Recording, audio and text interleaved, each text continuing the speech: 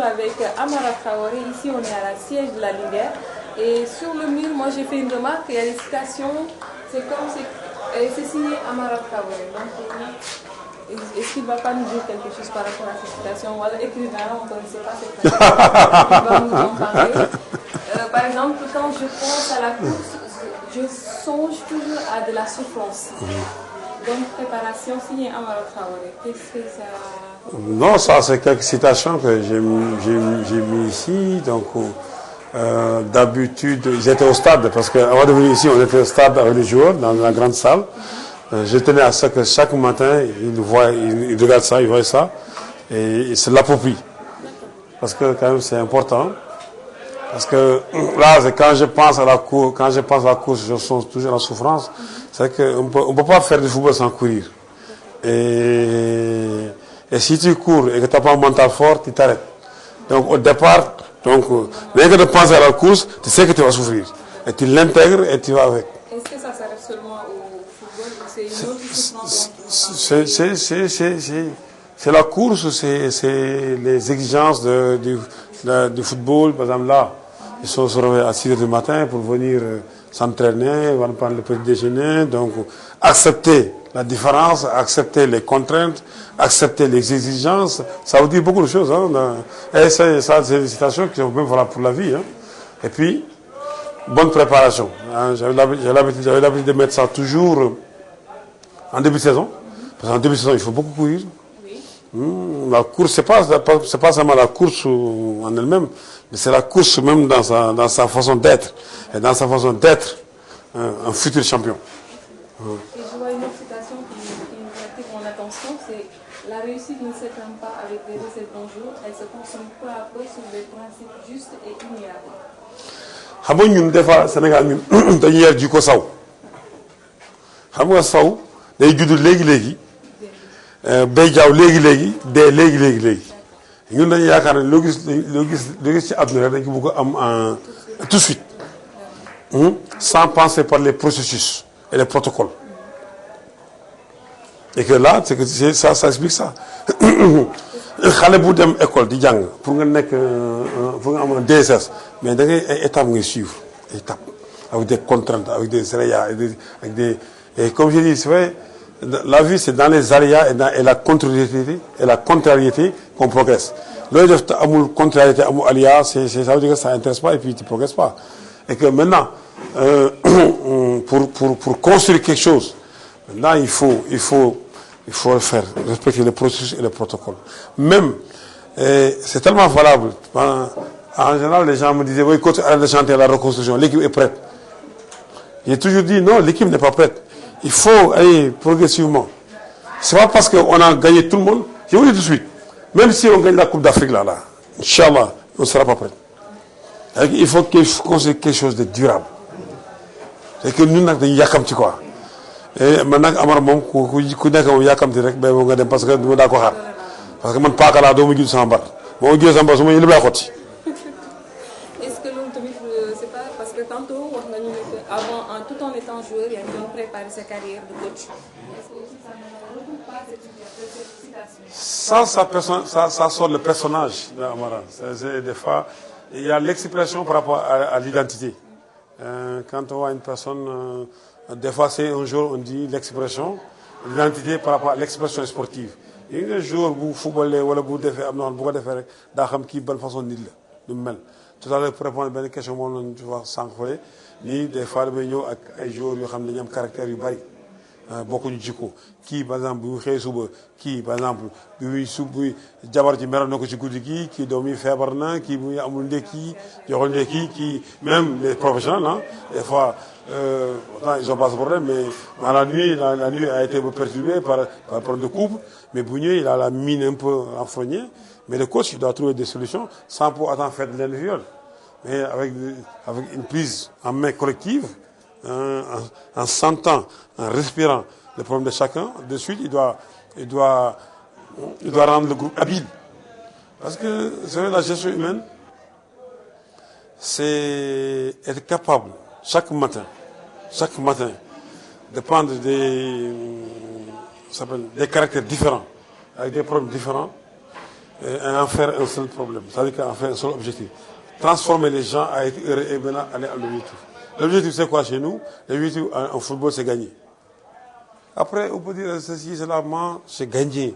Et gagner, j'appuie sur tous les leviers qui permettent de gagner. Donc ça sort le personnage, quoi. Et ça, tu vois, à une détermination donnée, il faut apporter une autre détermination. Ça, si tu fais ce que tu as toujours fait, tu obtiendras ce que tu as toujours obtenu. On a fait le parcours des éliminatoires, sans défaite. En battant le Cameroun.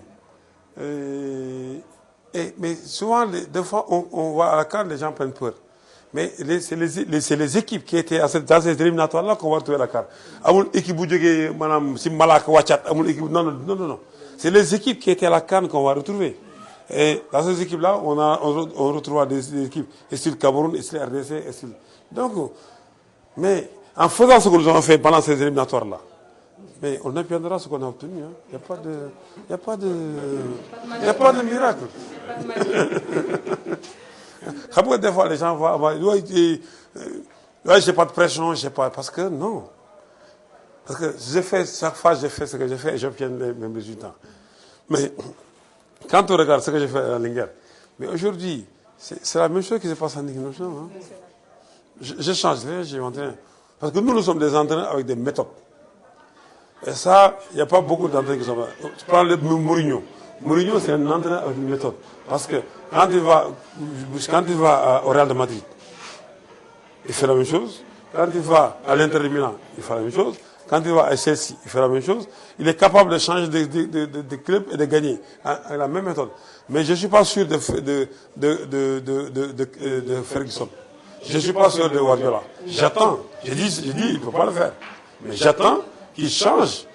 Parce que souvent, les gens comparent Mourinho et tout ça. C'est pas la même chose. Parce que lui, il change de pays, il change de ville et il est champion. C'est un grand. C'est que nous, on appelle des entraîneurs avec des méthodes. Et quand moi j'étais à l'Église, j'ai joué avec une méthode. Et au départ, quand je suis venu, ouais, non, il est fou, il ne va pas y arriver, ceci, cela. Mais à la fin, on arrive. En équipe nationale, quand je suis arrivé, Mounouko, il ne sait pas, il n'est pas capable. Même vous, toi, tu fais par des gens qui doutaient. Parce que papier, c'est des gens qui doutaient. C'est la même chose. C'est vrai. Mais et puis, c'est normal. Parce que on ne me connaissait pas dans cet angle-là. C'est normal et naturel. Hein? Maintenant, c'est à toi de prouver. Avec ta méthode, et de convaincre les gens. C'est ça que j'appelle un entraîneur avec des méthodes. On vient, on appuie sur un processus, un protocole, avec des mécanismes. Et des mécanismes pédagogiques pour enseigner notre savoir. Et souvent, c'est des méthodes qui gagnent parce que c'est basé sur la connaissance, sur la rigueur. Tu sais, André Malraux disait, l'université, André Malraux disait que l'université a pour vocation la vérité. Pourquoi la vérité? Parce que l'université, c'est la compétence. C'est le savoir. Et dans la vie, tu as beau avoir la volonté, tu as beau être déterminé. Si tu n'as pas la compétence, tu passes. Non, ça ne passe pas. Il faut être compétent. On va continuer la visite. Voilà, c'est ça. Bon, oui, on a le doyen. On va aller voir les joueurs de la Linguère. Et c'est sûr. Mais tant qu'on s'en yarma.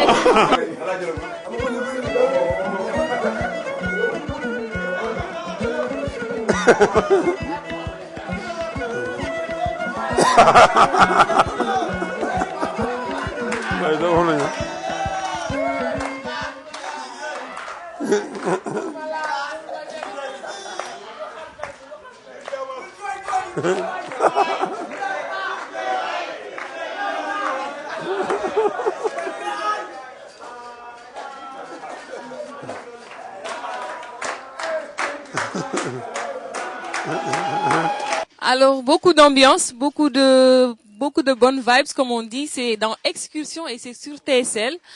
Après le stade Maître Babacar Seye avec Amara, on a vu l'équipe, les entraînements. On est au siège de la Linguère avec les joueurs aussi, l'encadrement, mais aussi un doyen qu'on a déjà trouvé au niveau du stade. Doyen Leït Fall, lui, il est toujours là à accompagner le football de Ndar. Doyen dañ koy nuyu léegi mu wax ñu moom lu tax chaque jour rek saa yu xëyee suba teel gi rek dem ci stade bi pour fekkee entraînement xale yi.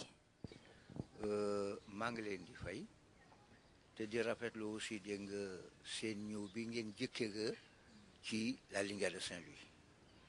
Ça me fait droit au cœur, d'autant plus que vous avez débuté par Amara Traoré, qui est un symbole, c'est une icône,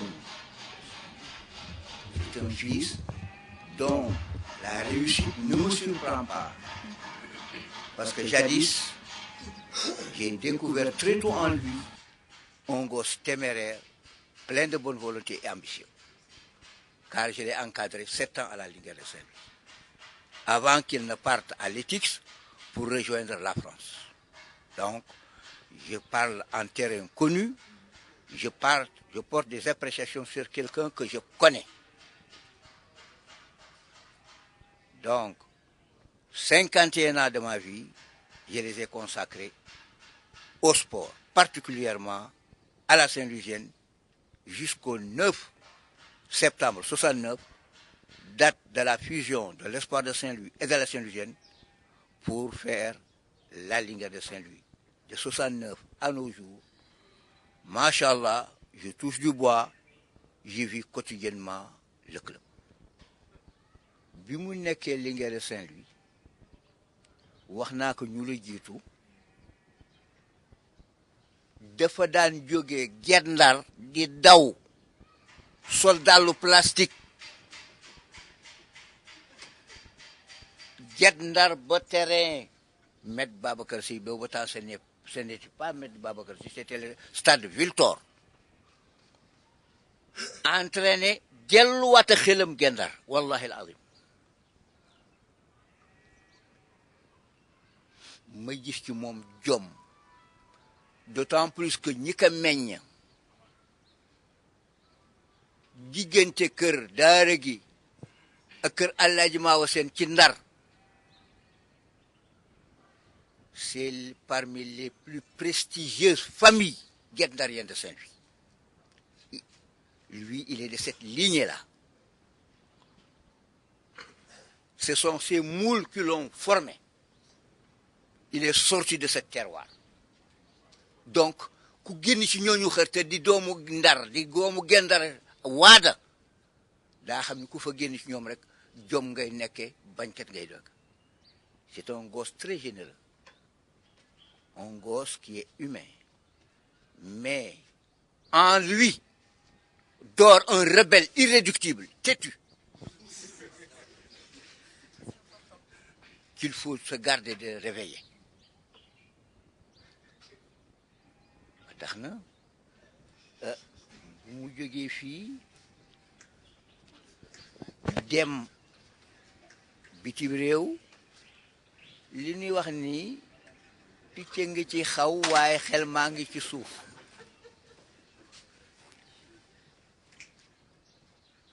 li mu nekk bitim réew yëpp xelam a ngi ci Linguère, fàttewul Linguère, fàttewul ni fii la jógee ba bi ko yàlla delloosee. Et chaque fois que de besoin loxoom dana dikk, xalaatam dana dëkk, bëgg-bëggam dëkk. nga xam naa tey fi tey jii boo ko jamoon deret jii génn ci moom boo ko yóbboo analyse laboratoire Linguère nga ci gis.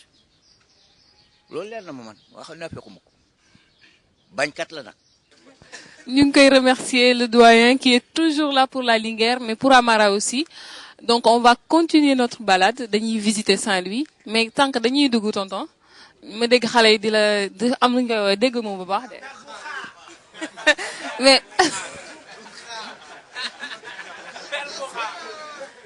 xale yi yëpp nañ la de tonton. yëpp nan ma di gañel. xam nga boo nekk si biir yi sët wala say doom néew ñi ci ñoo xam ni samay jarbaat lañu fokk nga yaatu d'autant plus que 69 ba léegi yàgg na te ñi mën naa ni c'est la 17e ou 18e génération de joueurs de la Linguère donc yéen yi du xam nga ñama sa suub la ah ba tax na comme nag yéen yi du xam nga ma sa suub la ba nekk ak say waaw tonton defal ndànk man loolu noonu gaaw na te man comprendre ma de yéen yi du xam nga ñama sa suub la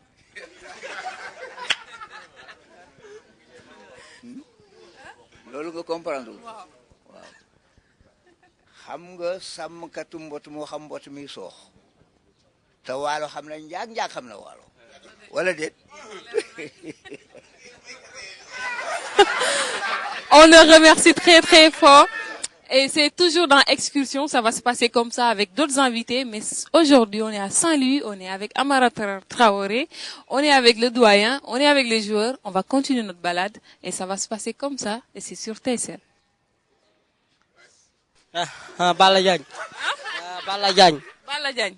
Yow ci famille Amara nga bokk. Waaw Amara. Sa lan la. Amara ko pera. Waa léegi kii nu mu tudd. Mambay Ndiaye. Yow Amara sa lan la. Amara. Amara la la. Copain. Mais sa copain bi.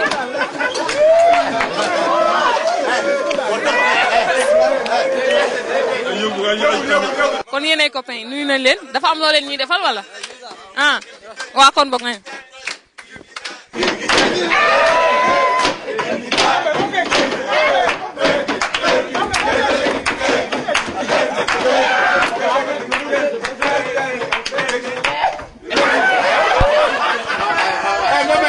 mama yi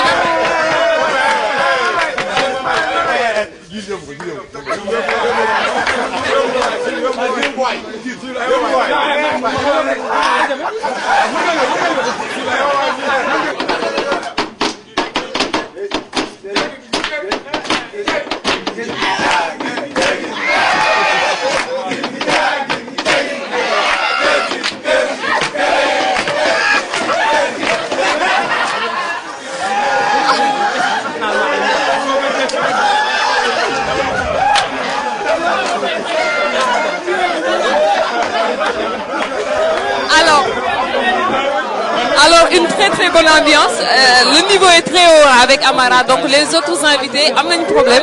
On a vu une bonne ambiance et on va continuer la balade, c'est dans la ville que ça va se passer. C'est des surprises, c'est Amara qui va nous guider, on va rester avec lui. Ndiaye, Khadim na nga def? Khadim ndekki nga ba suur ah?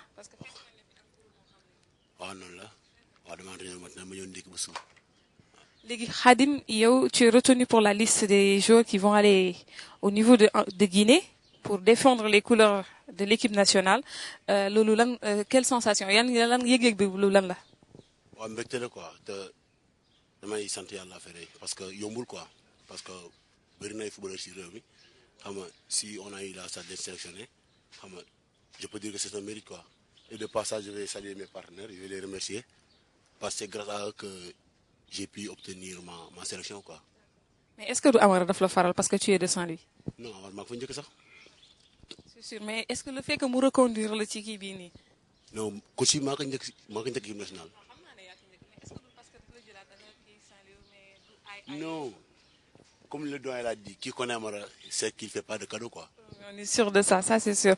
Léegi yow boo amee ban message c'est-à-dire que au moment de la CAN yow lan nga qu'est-ce que tu dois amener lan la qu'est-ce qui va le message que tu dois donner aux Sénégalais qui t'attendent? Ouais man li may wax mooy ku si nekk mu def rôle quoi nous les joueurs c'est d'aller dans le terrain se donner à fond xam nga pour pouvoir rendre heureux à la population quoi. La population aussi li ñu mën a apporter mooy ñu pousser ñu vers la victoire quoi comme on l'a fait contre le Cameroun ici au Sénégal.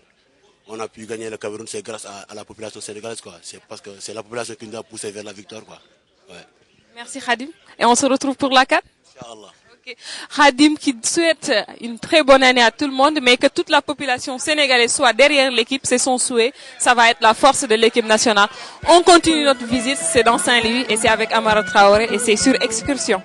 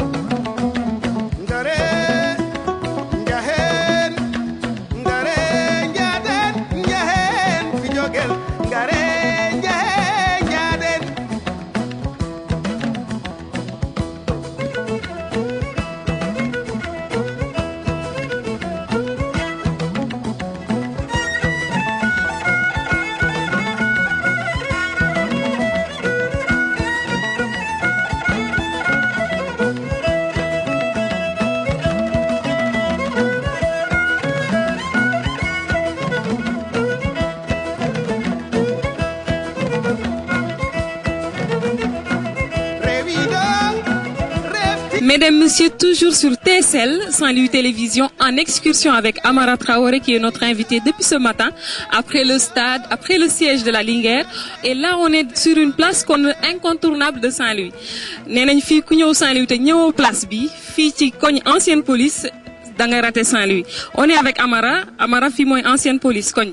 waaw fi mooy rue bi ñu wax ancienne police, place su Bara Yego. Donc saa yu ma ñëwee Ndar à partir de 17h30 boo may seet mën nga ma fekk fii. ku lay wër 17h30 daal Ndar. moto ngay sore mën nga boo ñëwee daa ma fekk fii. waa léegi ni ñuy def dañuy dem xool waa place ba. non du ma la xam nga moom du ma la sax nettali dama lay bàyyi nga xool li xew ci biir place bi. Ça se passe sur excursion sur TSL Saint-Louis Télévision. Asalaamaaleykum.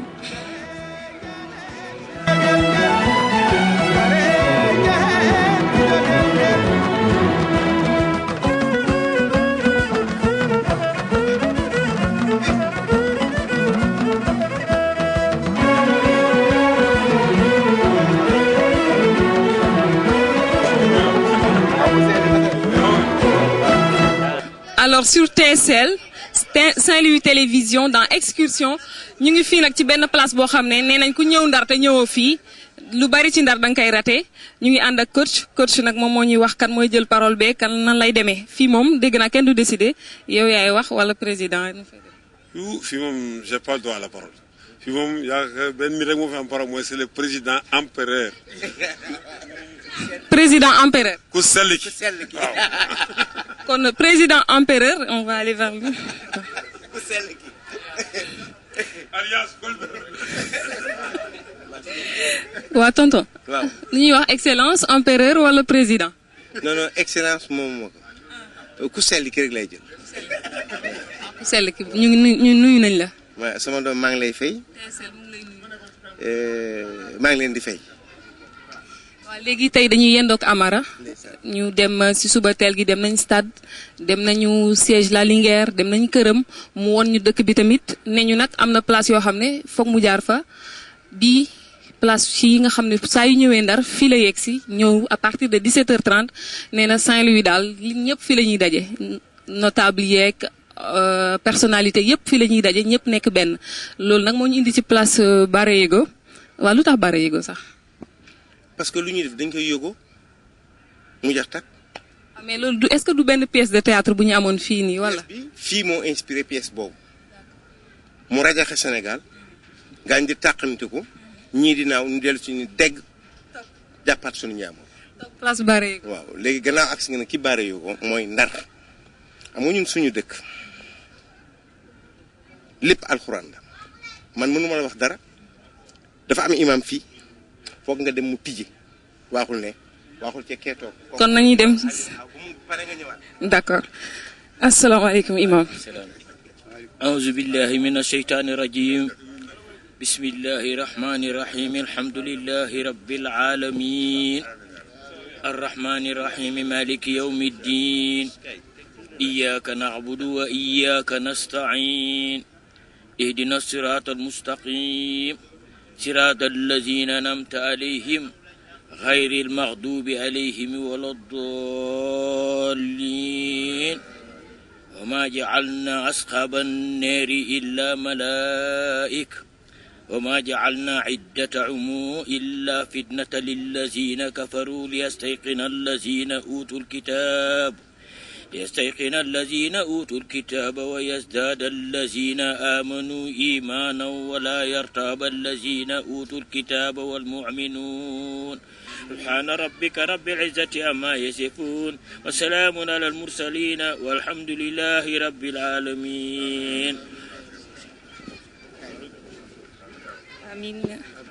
gis nga lii ñun moom la ñoo ubbee moom la ñoo tëje ndax lu nekkul ci lii rek du dëgg émission bi mënoon na yem fii pour Bara Yego yëpp a ngi ci biir waaye par respect population yi ak seen i téléspectateurs danañu wax gis nga bér bi ni nga fekkee ñii toog nii xam nga fii amul fonction amul grade na xam de lu nit di wut ci àddina mi ngi ci ñii toog ñi nga gis fi ñëpp ay kilifa lañ de kilifa yu mag ay inspecteur ay professeur ay commandant gendarmerie ay magistrat lu nekk a ngi fi mais ku ñëw fii rek doo dara dañoo ñëw di fo di ree duñu jëw duñu wax waxu jaambur duñu politique fo dindi stress ak beaucoup de sport kii nag yàlla def ko mu bokk ci ñun kee mu dendal ne presque moo ko encadré ci football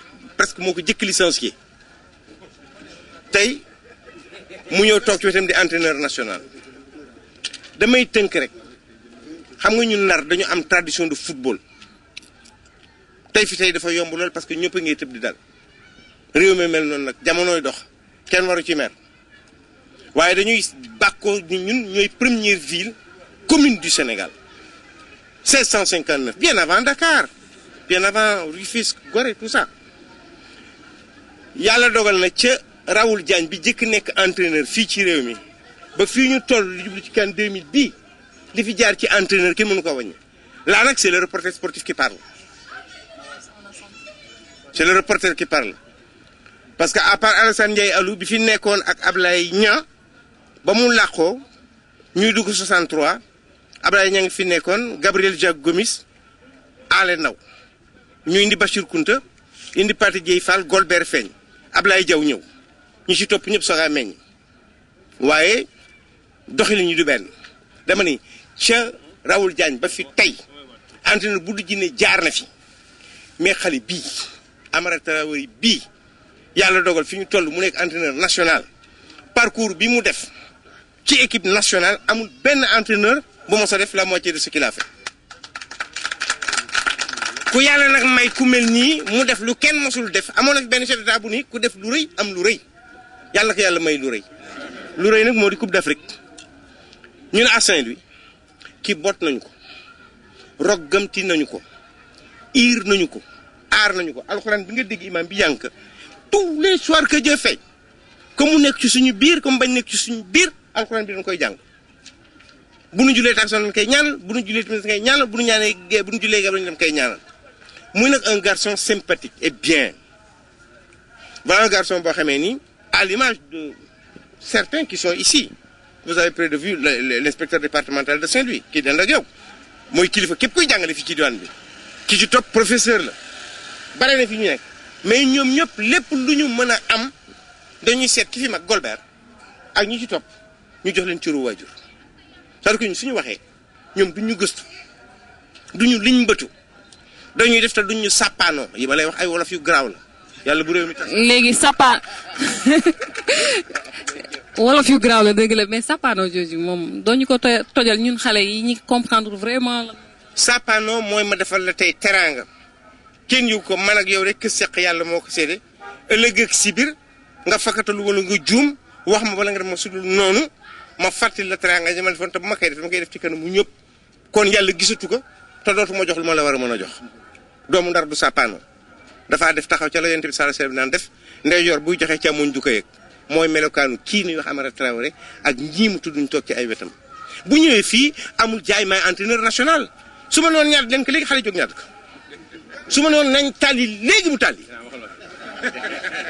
waaye waxuma ko nag télévision baa ngi fi waxuma ko ça veut dire que fii dañuy fo dañu julli tàkkusaan bu teyee ñu akara bu ëllëgee ñu fataay gis nga fataay bi ñëw na mais nag danaa leen jox benn information bala ngeen dem parce que leaderu benn mouvement la mais ca fin balaa kaa génnee xale la daal boo xamee ne am na ñaanu waajur jàng na alxuraan bu mel ne bi imam bi tari mokkal naka nag gis nga ku mokkal alxuraan liggéeyu ndey dal la ñaanu bàyyi dal la sa benn mbokku deret merewu la dëkk bi nga nekk boo ñëwee xoolal ñëpp topp la foo jublu ñëpp topp ci sa gannaaw soo waxee ñëpp déglu la ku xewle nga taxaw fa tànqam lu woo kenn yàlla mun la tànqam lu yàlla mun la tànqam lu lii moo tax ba mu ñëwee laata muy dem di wuti équipe nationale mu ni bale ci sa wewu tànk li ngeer nga ci biir kàmb ga su ma yootee équipe nationale nu ni waay kii moo bëri ci zéro waay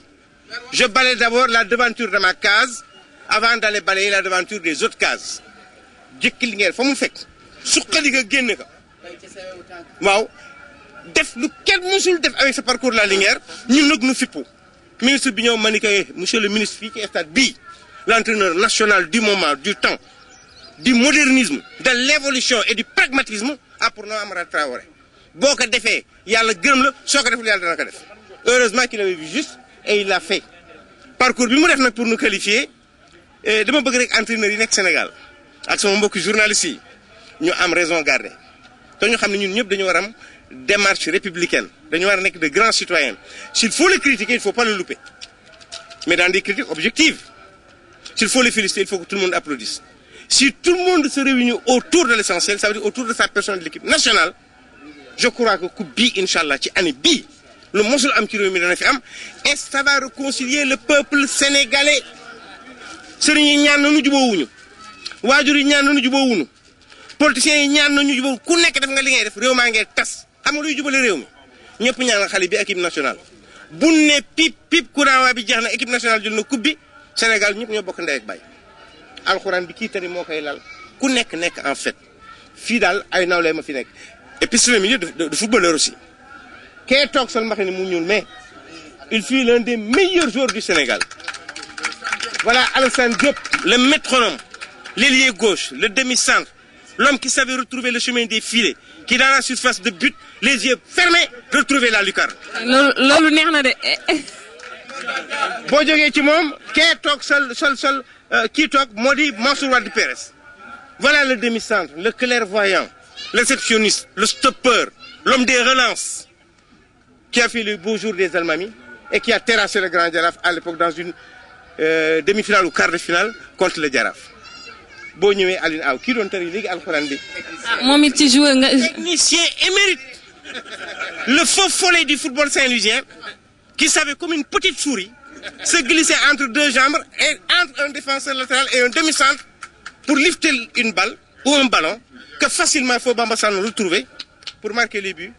Il était très populaire xam nga kon milieu sportif la looy wut mi ngi fi ñii ay jarbaatam lañu ay rakkam ay mbokkam nit ñi dañu bëgg Amara Sénégal suñu bëggee jàmm dañuy bëgg Amara comme ni ko Ndar bëggee gis nga ku sa ndey ak sa baay woot rogam ci la Ndar taaw la ca kaw te waxoon naa ko fi benn interview gis nga kii li ñu koy ñaanal gannaaw ndey ak baay ci alxuraan lañ ko def ko ci benn dumat xam nga luy dumat. déedéet. benn appa sànni ko ci biir géej gi benn jën ñëw ni ko pëtiix jën ju ndaw jën ju mag jën ni ko pëtiix jën ju mag ba ngaa ko gën ni ko pëtiix ñu daga ci biir géej yàllaa ko yónni bu dellu see rek coupe du Sénégal yi coupe d'Afrique lay indi fii. day ñëw de mooy wan xam nga ngaaga ma ngoog donc daal kii moo kenn mënu ko jeexal na yaru na yiw na teey na tabe na day dégloo nag day dégloo pour mën xam fan la jëm il accepte tout il écoute tout le monde. kon Amara amul défaut de nit ko amul défaut amul. léegi wax ñu ci défaut yi. am na défaut dafa bëgg gerte comme man dafa bëgg jigéen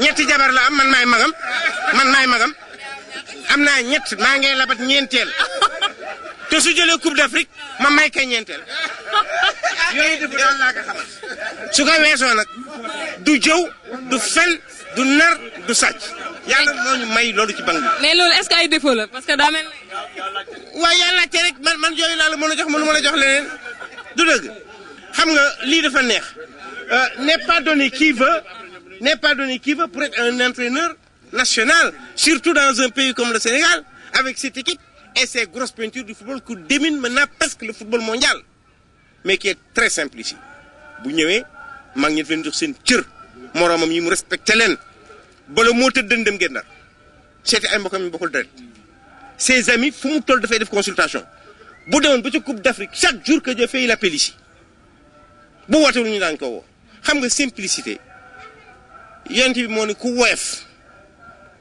laa biir tabe jullite fonk sa nawle ku yebu na la naw ndax yooyu ay jikko yonent bi sallallahu alayhi wasallam la foo jublu yàlla dafa yiw yàlla jiitu li ñuy sumb te nga jiite ko yàlla na ci yàlla def ndam partout où tous les autres ont échoué ci barke Xaadimu Rasuul bi jaar ci dëkk bi Maodo Malick bi fi jaar Abdou Khadre Djeylani bi fi ñëw mag ñi nga xamee ni këru daara yëpp l'université coranique du Sénégal fii la yàlla na yàlla jiitu ci sa kanam ir xale yi pour l'intérêt du Sénégal. Pour me résumer, les gens, il faut que nous comprenions que nous sommes en Saint-Louisien. Mais nous comprenons parce que nous ne sommes pas des ignares. Qu'Amara, quand même, c'est un bien national. Mais pour nous, avant qu'il ne soit national, il est Saint-Louisien. Et sa Saint-Louisienneté nous aveugle à telle enseigne que fu ñu toll gis nga man soo bëggee xeexee man rek waxal Amara dara boo ko waxoon dara li ma tas la. wóoru loolu wóoru duma si dugg. léegi nag nul ne détient le monopole du savoir. Personne n'est omniscient et nul ne sait de quoi demain sera fait xale yi dañu baax rek yaru naan man rek maa war a wax bien que c'est un gouvernement à part. et gouvernement bi dañ ciy ñëw après. Bien que c'est un gouvernement à part où il n'y a que 2 articles. Le président a toujours raison. Même s'il n'a pas raison, on applique l'article 1er. Mais interprète ça comme tu veux. Le président maintenant se veut démocratique. La femme ay rak nu nek ay professeur nek ay inspecteur mën jang lol ma sha Allah yalla len yalla yeur tabé lol rafet xol lol fokk mu juxat ci démocratiquement wax rek na kenn wala ñaar ñew sànni ci benn baat tuuti kumbal affaire bi buur ñam kenn du ko teg toog di ko xool.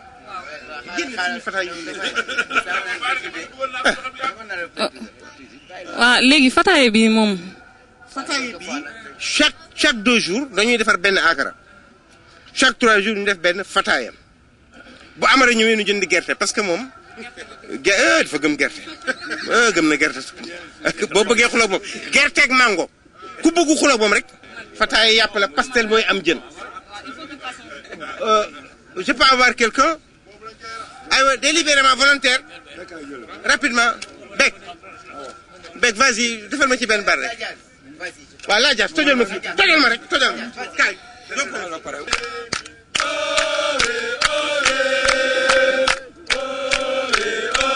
Ça c'est mes compagnons. C'est les supporters. Hein?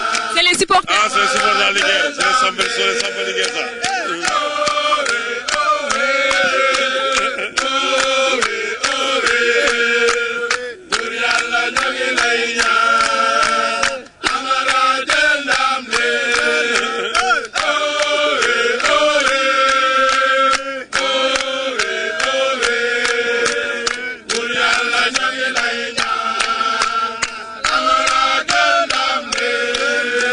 Mémoire de reporter après plus de 40 ans sur l'ensemble des terrains d'Afrique, après avoir vécu tous les entraîneurs du Sénégal, après avoir vécu l'ensemble des compétitions des différentes équipes nationales, j'ai le cœur gros, les larmes presque qui s'apprêtent à tomber.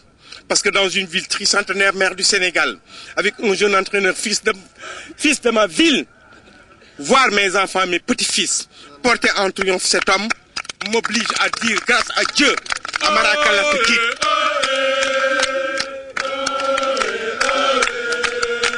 C'est bon. bu ñu paree ci waa Bara Yego dañuy ñëw ci supporters yi parce que nag Amara fu ñu dem rek am na supporters yi ñu topp léegi dañ ci jox kenn ci ñoom wax lan la yëg tey ci Amara fii nii ci Saint-Louis. waaw li ma yëg tey li ma yëg ci waa ji ndax kii maanaam tuddatul Amara soppi nañu turam kii c'est le xalifa général kuli entraîneur du Sénégal soppi nañu turam kii xalifa la léegi. xalifa général kuli entraîneur du Sénégal. kii tey suñu xol dama sedd dañ ko fas yéene yeb comme ni ñuy yebee kuy sey dañ koy yeb ndax incha allah bientôt day dem Coupe d'Afrique la jëm te incha allah ñoo ngi ñaan. ci kàttanu yàlla barke Muhammadu Rasulullah liñ koy ñaanal fii tey yàlla naka dal ndax kii li la Golbert wax ni la gor la kii gor la yaaram la jullit la amul benn problème ku ne mën na ko yàggal si mbedd mi nit nag lu tax ñu dagg suñu yëpp may nu xaalis may nu dara mais daf nu may ngor may nu teraanga may nu jàmm may nu salaam Amara Traoré li mu def si Sénégal yàlla na ko yàlla jàppale yéen it ngeen bàyyi seen soxla 2 jours ngeen topp ko ci ay mbiram seen mbir mi nga xam ne télé bi nga xam télé bu bees la yàlla na sut télé yi fi nekk yëpp ni Amara def équipe nationale bi yàlla na ngeen ko def télé yi. amiin amiin waa léegi Baye Tama da ngeen di am loo leen di tàggoo rek Baye Tama moom war na am nu mu def wala. waaw léegi Baye Tama dana am nu mu def sax mais kii mooy Moustapha kii mooy Magor te ñii mënuma wax bàyyi leen kii mooy Henri Camara gis nga Henri Camara ngi nii kii mooy Henri Camara lu mu gàtt gàtt Tafa war na sànni ñaari baat. ane nga Paa yi wax na lépp ak Baye mii sunu grand wax na lépp Amara ñii dañuy wax ci moom rek Baye mais nit xamu ko mais ñun ñii nekk ak moom Amara bu la waxee lii ren bu déwénee nga gis ko sunu kër même famille ñun ñu ñuy dundee yëpp Amara moo ñu changé moo ñu jàngal lépp ñun waa Ndar Amara moo ñu defar xëy na nag ñii mën nañu wax nii rek mais ba tey am na loo xam ne ba tey ñoom ñëpp kenn xamu ko Sénégal nag dama leen di ñaan bu ñu yàkkamti même lu mën ci am coupe d'Afrique bi nanu tey rek dal ñun xam nañ fi ñu jógee te xam nañ fi ñu jëm.